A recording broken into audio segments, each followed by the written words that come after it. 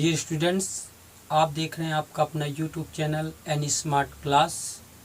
आज का हमारा टॉपिक है यूज ऑफ आर्टिकल्स। जैसा कि आप जानते हैं, कोई सेंटेंस हो या कि कोई क्लॉज हो, उसमें आर्टिकल्स का जो है तो बहुत ही महत्वपूर्ण योगदान होता है। कोई भी सेंटेंस, कोई भी clause, article parts of speech से मिलकर बनते हैं। आज हम आपको आर्टिकल्स के बारे में बताएंगे। जैसा कि आप जानते होंगे कि चाहे कोई क्लॉज हो या कि सेंटेंसेज हो, उसमें आर्टिकल्स या पार्ट्स ऑफ स्पीच का बहुत बड़ा योगदान होता है, क्योंकि कोई सेंटेंस या क्लॉजेज उन्हीं से जो है तो मिलकर के बने होते हैं। हम जो है तो अपने इस टॉपिक में आपको आर्टिकल्स के बारे में बताएंगे और इसी तरह से इससे रिलेटेड जो है तो हम आपको टेंसेज की जानकारी भी अपने आगे आने वाले वीडियोज में देते रहेंगे। सो यदि आपने मेरे चैनल को सब्सक्राइब नहीं किया होगा तो इसे सब्सक्राइब कर लीजिएगा। साथ में बगल में बेल आइकन भी दबा लीजिएगा, जिससे कि जब हम नए नए वीडियोज अपलोड करें तो आपको उसकी नोटिफिकेशन जो है तो टाइम से मिलती रहे। तो आज हम बात करेंगे आर्टिकल्स के बारे में और उनका प्रयोग जो है तो अच्छी तरह से समझेंगे। तो आइए हम जानते हैं आर्टिकल्स के बारे में। आर्टिकल्स को हिंदी में जो है तो निर्देशक बोलते हैं। निर्देशक ये जो है तो दो प्रकार के होते हैं, टू टाइप्स के होते हैं। एक होता है, यहाँ हम लिख देंगे डिफिनिट आर्टिकल्स, डिफिनिट आर्टिकल्स, और एक होता है indefinite articles, indefinite articles. Definite articles का मतलब होता है निश्चित निर्देशक, निश्चित निर्देशक, और इंडिफिनिट आर्टिकल्स का मतलब होता है अनिश्चित निर्देशक, अनिश्चित निर्देशक।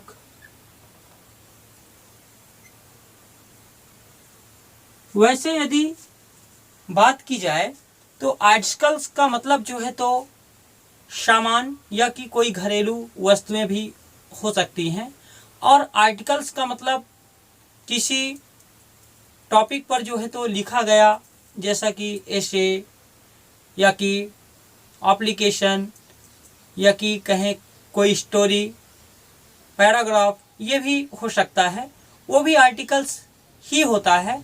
बट ये जो आर्टिकल्स है तो ए, एन और द का यूज है उसी से रिलेटेड, क्योंकि वो जो पैराग्राफ होता है तो वो नाउन कैटेगरी का होता है, नाउन से रिलेटेड होता है।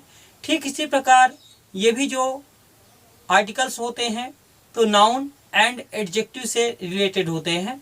नाउन जिसे कहें कि संज्ञा, जो कि वस्तुएं ही होती हैं, किन्हीं भी वस्तुओं का नाम होता है, और एडजेक्टिव की बात करें तो वो विशेषण होता है, जो कि किसी संज्ञा या सर्वनाम की विशेषता बतलाते हैं।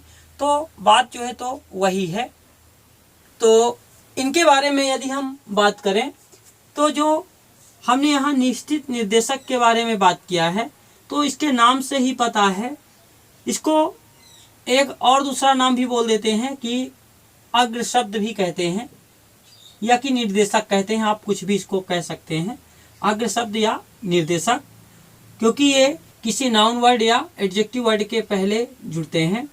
तो निश्चित निर्देशक का मतलब होता है कि जब हमें किसी व्यक्ति, वस्तु के बारे में पहले से पूर्ण जानकारी हो, तो वहाँ जो है तो हम डिफिनिट आर्टिकल का यूज करते हैं।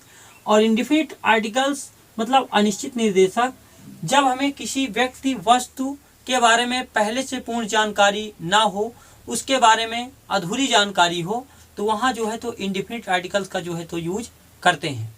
डिफिनिट आर्टिकल्स जो होता है तो होता है द, और इंडिफिनिट आर्टिकल्स होते हैं ए और एन।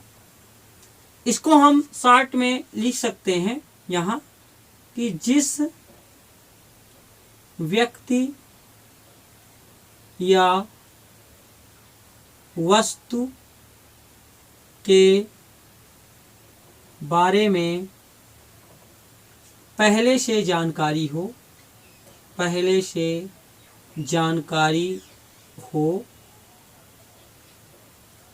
वहाँ जो है तो द का यूज किया जाता है। जब किसी व्यक्ति या वस्तु के बारे में पहले से जानकारी हो तो वहाँ किसका यूज करते हैं, द का। इससे जो है तो अभी हम आपको समझा रहे हैं, पहले इसको भी हम लिख लेते हैं। ये जो अनिश्चित निर्देशक होते हैं, इंडिफिनिट आर्टिकल्स होते हैं, तो सेम इसी के अपोजिट जो है तो इसको हम लिख सकते हैं। जिस व्यक्ति या वस्तु के बारे में पहले से जानकारी ना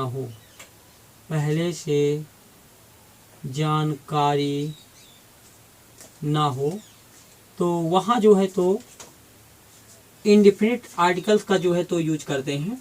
यहाँ मैंने क्या लिखा कि जिस व्यक्ति या वस्तु के बारे में पहले से जानकारी होती है तो वहाँ जो है तो हम डिफिनिट आर्टिकल्स का यूज करते हैं, और जहाँ जो है तो किसी व्यक्ति या वस्तु के बारे में पहले से जानकारी नहीं होती है तो वहाँ जो है तो इंडिफिनिट आर्टिकल का यूज करते हैं।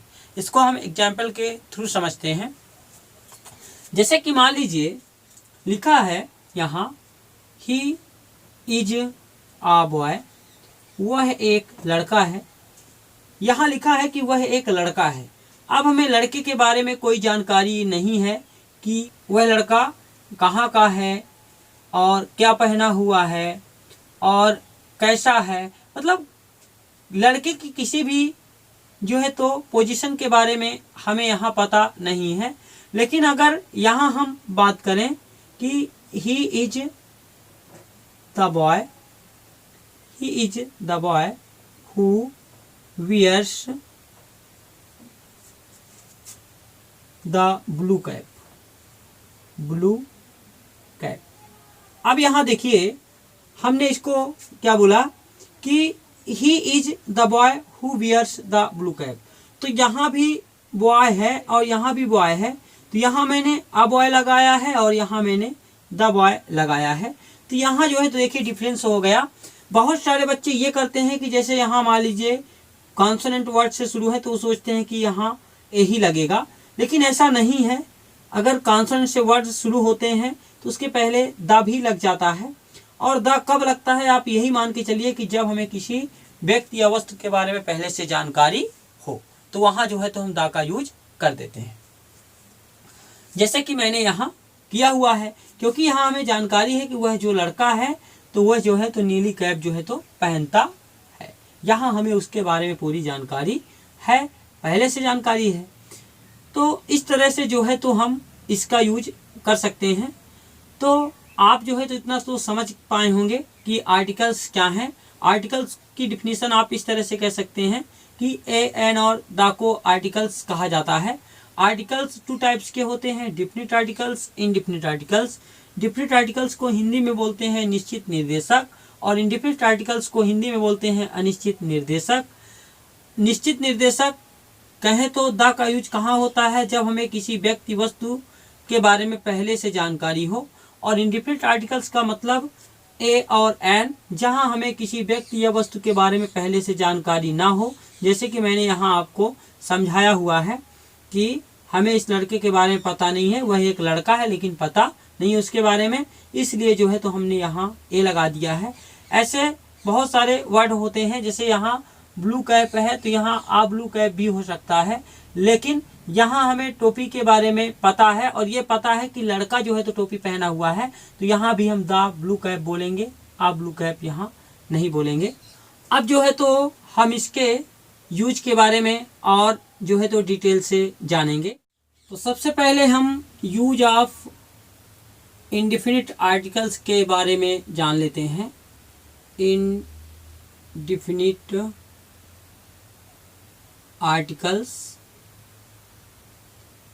जिसमें सबसे पहले हम ए का प्रयोग जानेंगे। ए का प्रयोग जो है तो कहाँ करते हैं, ये जो है तो सबसे पहले हम इसको जानेंगे कि ए का प्रयोग कहाँ करते हैं। पहला नंबर जानते हैं, जब कोई शब्द, इसको इंग्लिश में वर्ड बोलते हैं, व्यंजन, जिसे इंग्लिश में कॉन्सोनेंट बोलते हैं, कॉन्सोनेंट से शुरू होते हैं,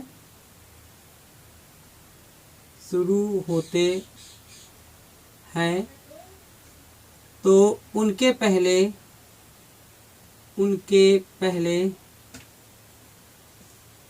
ए का प्रयोग करते हैं। ए का प्रयोग करते हैं। मैंने देखिए यहाँ क्या लिखाया कि जब कोई शब्द व्यंजन से शुरू होते हैं, व्यंजन वर्ड से शुरू होते हैं, तो उनके पहले जो है तो हम ए का प्रयोग करते हैं। अब यहाँ अगर आपको व्यंजन पता नहीं होगा कॉन्सोनेंट, तो इंग्लिश में कॉन्सोनेंट जो है तो 21 होते हैं। जैसे कि आप जानते होंगे शायद कि इंग्लिश जो अल्फ़ाबेट होते हैं उसमें जो है तो लेटर्स टोटल 26 होते हैं। उसमें से वावेल्स जो होते हैं तो 5 होते हैं। कौन कौन से वावेल्स होते हैं? ए, ई, आई, ओ, यू जो है तो होते हैं। और यदि हम 26 में 5 माइनस कर देते हैं तो 21 जो है तो बचते हैं, और वही जो है तो कौन से वर्ण कहलाते हैं? कॉन्सोनेंट्स। तो जब कोई वर्ड्स कॉन्सोनेंट से शुरू हों तो उनके पहले हम ए का ही प्रयोग सदैव करते हैं। जैसे कि यहाँ हम बात करें, जैसे लिखा है बॉय, ए बॉय, लेकिन तब करेंगे ए बॉय, तब लगाएंगे जब हमें लड़के के बारे में जानकारी ना हो। और कैप लिख सकते हैं, आ कैप, यहाँ और भी लिख सकते हैं, आ पेन, आ बुक, etc। ऐसे बहुत सारे वर्ड जो है तो मिल जाएंगे।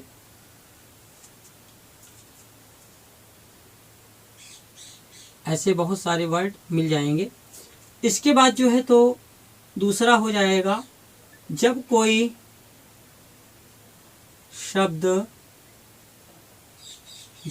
शब्द वही वर्ड वावेल से शुरू हो। किससे शुरू हो? वावेल से। जब कोई वर्ड स्वर, जिसको इंग्लिश में बोलते हैं वावेल, से शुरू हो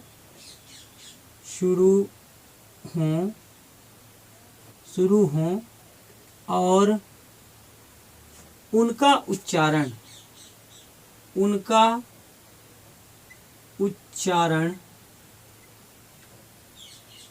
कॉन्सोनेंट की तरह हो,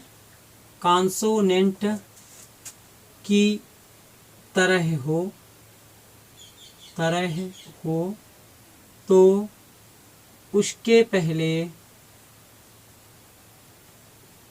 ए का प्रयोग करते हैं।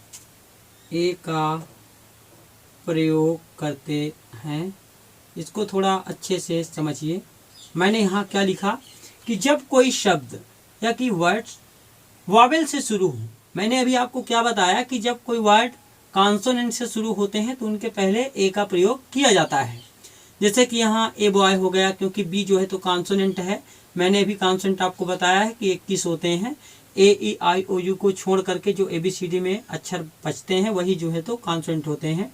यहाँ सी है, सी से स्टार्ट है इसलिए ए लगाए। पी से स्टार्ट है इसलिए ए लगाए इसके पहले। ये भी कॉन्सोनेंट है इसलिए इसके पहले ए। लेकिन यहाँ मैंने लिखाया कि जब कोई शब्द वावेल से शुरू किससे हो? वावेल से, लेकिन उनका उच्चारण, उनका प्रोनाउंस कॉन्सोनेंट की भांति हो, तो उसके पहले हम ए का प्रयोग करते हैं।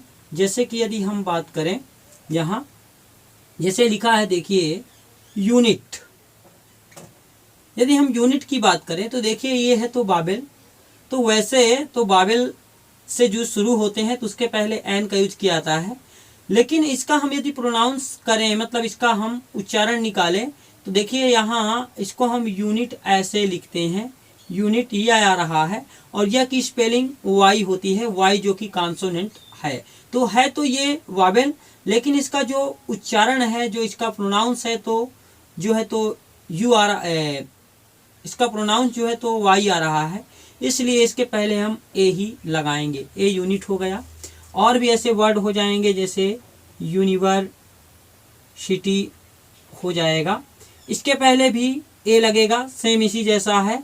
यूनिवर्सिटी को हम यूनिवर्सिटी ऐसे जो है तो लिखते हैं, और ये है तो यू, लेकिन इसका जब हम प्रोनाउंस करेंगे तो या का वाई आ रहा है, इसलिए इसके पहले हम आ लगा दिए। और भी है जैसे वन, तो वन हम कैसे लिखते हैं, वन ये इस तरह है, तो ओ ये जो कि बावेल है, लेकिन जब हम इसको लिखते हैं वाह की स्पेलिंग भी हो जाती है। अगर हम इसका प्रोनाउंस करें, और अगर हम इसका प्रोनाउंस करें और इसका उच्चारण निकालें तो यहाँ भी आएगा। तो इसलिए है तो ये बावेल्स, लेकिन इसका उच्चारण जो है तो कॉन्सोनेंट जैसा है, इसलिए इसके पहले हम ए का ही यूज करेंगे, A1। ऐसे बहुत से वर्ड्स हैं जो हैं। तो ये रहा ए का प्रयोग। आप इसको भी अच्छी तरह से समझ पाए होंगे, हम ऐसे आशा करते हैं। अब हम जो है तो यूज ऑफ इंडिफिनिट आर्टिकल्स के अंतर्गत एन का प्रयोग करना सीखेंगे। इसको हम दूसरा नंबर ले लेते हैं, एन का प्रयोग। तो इसमें जो है तो हम पहला नंबर लिखते हैं। देखिए कि जब कोई शब्द या कि कहें वर्ड, जब कोई वर्ड स्वर, किससे, स्वर, जिसको इंग्लिश में वावेल कहते हैं, और मैंने वावेल अभी आपको बताया है कि 5 होते हैं, A-E-I-O-U। जब कोई शब्द वर्ड वावेल से शुरू हो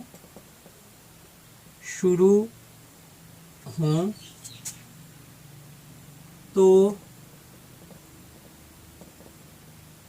उसके पहले एन का प्रयोग करते हैं। किसका प्रयोग करते हैं, एन का प्रयोग करते हैं। जैसे यदि हम यहाँ ले लेते हैं, देखिए इसको समझिए थोड़ा। यहाँ मैंने क्या लिखा कि जब कोई शब्द वावेल से शुरू होते हैं तो उसके पहले हम एन का प्रयोग करते हैं। और मैंने एक प्रयोग में पहला नंबर आपको लिखाया था कि जब कोई शब्द कॉन्सोनेंट से शुरू होते हैं तो उसके पहले हम ए का प्रयोग करते हैं। तो जब कॉन्सोनेंट से शुरू हो तो उसके पहले ए का प्रयोग, और वावेल से शुरू हो तो उसके पहले हम एन का प्रयोग करते हैं। यहाँ हम जैसे मान लीजिए ले लेते हैं, यहाँ हम एग लिखते हैं, एग, तो इसके पहले हम एन एग लगाएंगे। एलिफेंट है, ELEPHANT, इसके पहले हम एन एलिफेंट लगाएंगे। और भी यहाँ है, देखिए जैसे इंक पॉट है, तो इसमें भी हम एन इंक पॉट लगाएंगे। ऐसे भी एन ऑरेंज, एन एप्पल, बहुत से वर्ड जो है तो वावेल्स वाले आपको मिल जाएंगे। तो आप और भी एग्जाम्पल्स जो है तो राइट कर सकते हैं। तो देखिए यहाँ ये वावेल से शुरू है, ई है, इसलिए इसके पहले मैंने एन लगाया है। यहाँ भी ये वावेल से शुरू है जो कि ई है, वावेल्स 5 होते हैं, A-E-I-O-U, इसलिए मैंने एन लगाया है। और यहाँ आई, ये भी वावेल है, इसलिए मैंने इसके पहले जो है तो एन लगाया है। तो इस तरह जब कोई वर्ड वावेल से शुरू होंगे तो उसके पहले ऑलवेज एन का यूज किया जाएगा। तो ये फर्स्ट नंबर हो गया। सेकंड है कि जब कोई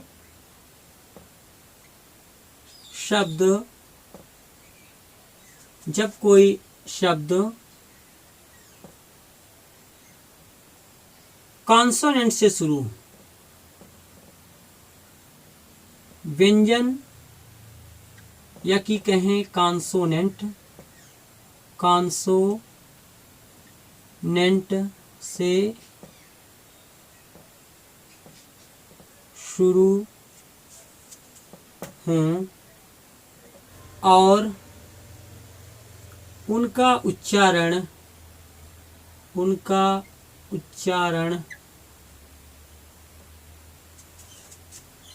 वावेल की तरह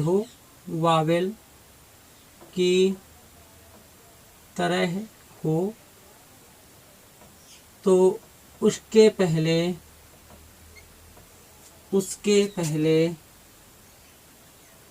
ऐन का प्रयोग करते हैं। इसको समझिए, जैसे कि मैंने आपको जो है, तो जब हम कॉन्सोनेंट्स, जब मैंने आपको यूज ऑफ ए के बारे में बताया था, तो मैंने आपको दूसरा पॉइंट यही बताया था कि जब कोई वर्ड वावेल से शुरू हो लेकिन उनका उच्चारण, उनका प्रोनाउंस जो है तो कॉन्सोनेंट की तरह हो, तो उसमें हम ए का प्रयोग करते हैं। सेम यही कंडीशन यहाँ भी होगी कि जब कोई वर्ड कॉन्सोनेंट से, मतलब उसी का अपोजिट रहेगा कि जब कोई वर्ड कॉन्सोनेंट से शुरू हो लेकिन उसका प्रोनाउंस वावेल की तरह हो, तो उसके पहले हम एन का यूज करेंगे। तो यहाँ देखिए, इसको हम लिखते हैं, जैसे कि हो गया आवर, HOUR है तो H से स्टार्ट, लेकिन इसको हम लिखेंगे आवर। आ रहा है, आ की स्पेलिंग ए होती है, यहाँ हम लिख देंगे एन आवर। और भी है जैसे ऑनेस्ट, तो है तो H से शुरू, लेकिन इसको हम पढ़ते हैं ऑनेस्ट बोलते हैं इसे। तो है H से शुरू, लेकिन इसका प्रोनाउंस आ रहा, आ की स्पेलिंग ए होती है जो कि वावेल है, इसलिए हम इसको एन ऑनेस्ट बोलेंगे। और भी है जैसे MA की बात करें, MA, तो इसको हम NMA बोलेंगे, क्योंकि MA बोलते हैं, M और A ऐसे बोला जाता है, तो A की स्पेलिंग ई आ जाती है, जबकि ये है तो M, लेकिन इसका प्रोनाउंस ई आ रहा है, इसलिए इसके पहले हम एन जो है तो लगाएंगे। इस तरह बहुत से वर्ड जो है तो मिल जाएंगे आपको। तो आई होप आप इसे भी जो है तो समझ पाए होंगे। आप इतना जान लीजिए कि जब कोई शब्द व्यंजन से शुरू हो लेकिन उसका यदि प्रोनाउंस वावेल की तरह हो, तो उसके पहले हम इनका ही प्रयोग करेंगे। जैसे कि मैंने यहाँ वर्ड लिखे हैं तो ये कॉन्सोनेंट से शुरू, लेकिन इनका जो है तो प्रोनाउंस वावेल की तरह है, इसलिए मैंने इनके पहले एन का यूज किया है। अब है यूज ऑफ डिफिनिट आर्टिकल्स।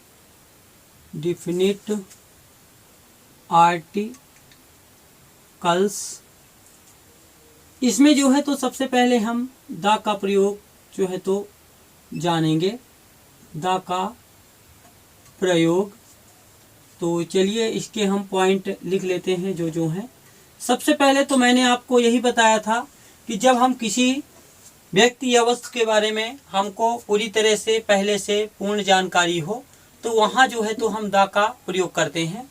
उसके बाद आप एक यहाँ सबसे जो इसका मेन पॉइंट है, मुख्य पॉइंट जो है, तो जो कोई चीज़ दुनिया में फेमस है, प्रसिद्ध है, तो उसके पहले ऑलवेज जो है तो द का ही यूज किया जाता है। आप वहाँ जो है तो द का प्रयोग लिख सकते हैं। तो हम यहाँ लिखेंगे कि जो चीज़ दुनिया में, जो चीज़ विश्व में प्रसिद्ध है,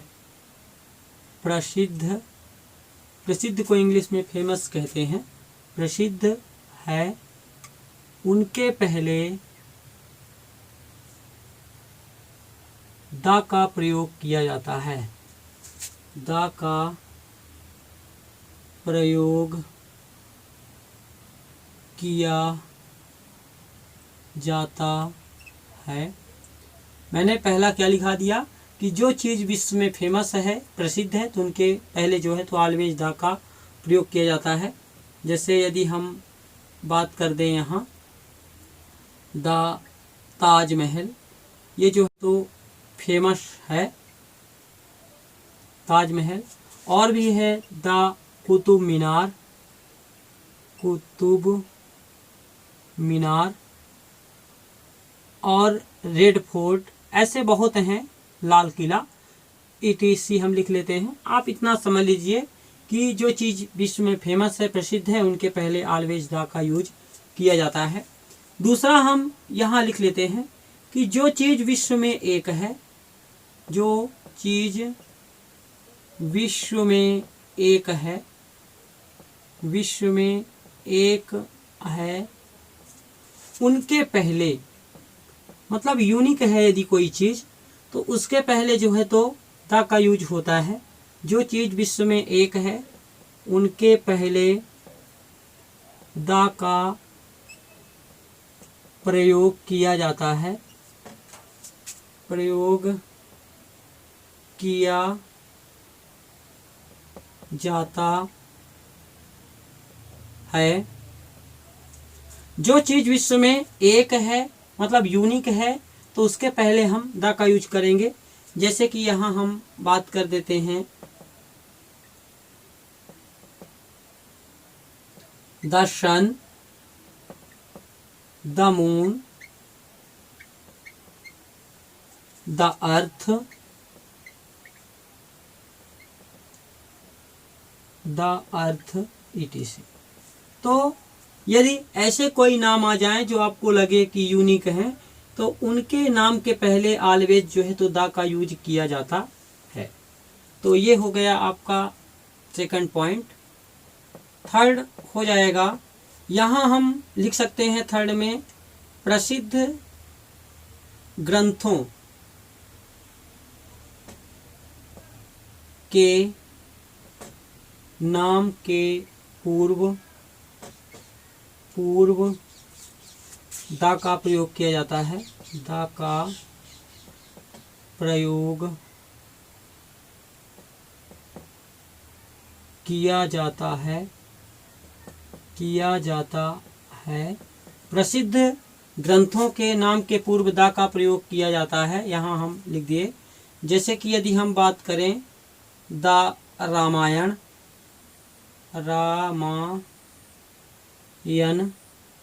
और the Gita, the Bible etc। तो ऐसी पुस्तकें मतलब यह कि ऐसे हम ग्रंथ कहें जो कि प्रसिद्ध हों, उनके नाम के पहले हम द का यूज करते हैं। जैसे the Ramayana, the Gita, the Bible, इस तरह जो है तो और भी ग्रंथ हो सकते हैं। चौथा है सुपरलेटिव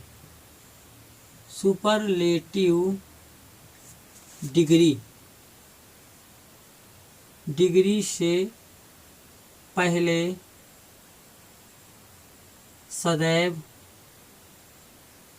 द का प्रयोग किया जाता है, द का प्रयोग किया जाता है।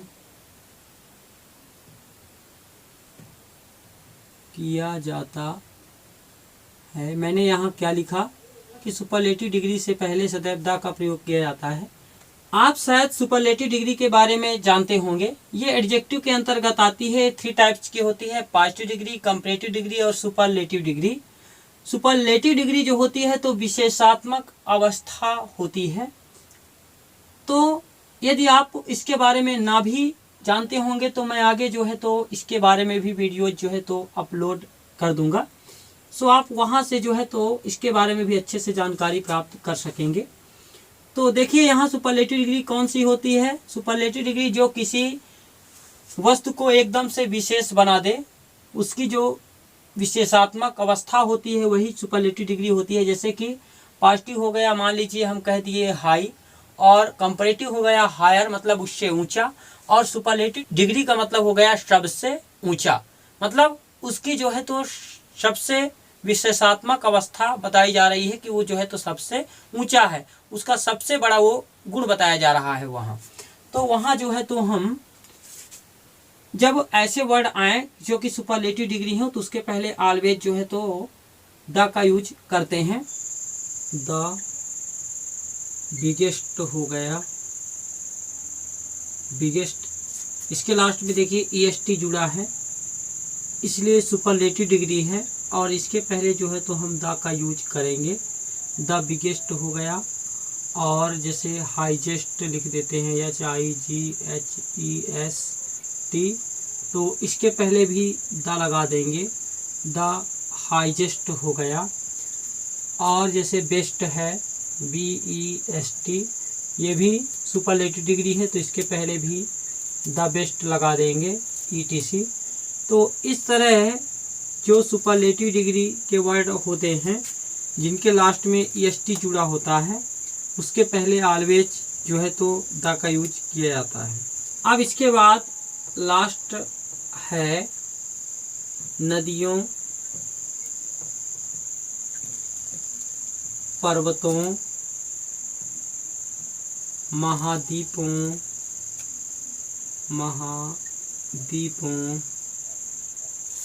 महासागरों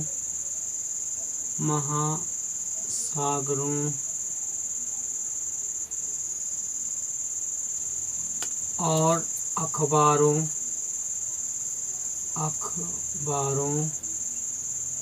और खाड़ियों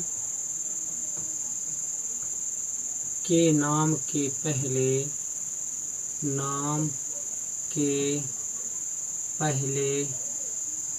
द का यूज किया जाता है, द का यूज किया जाता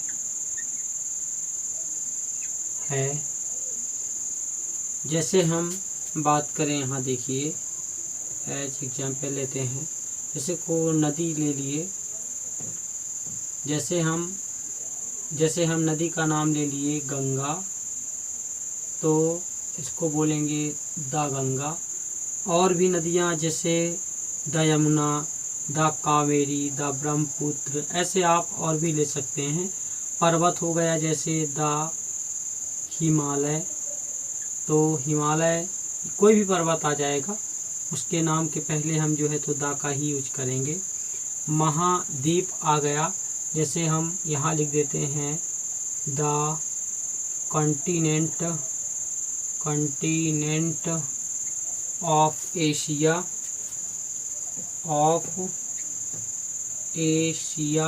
तो यहाँ भी देखिए मैंने द का यूज किया है, द कॉन्टिनेंट ऑफ एशिया। अखबार का नाम हो गया जैसे द टाइम्स ऑफ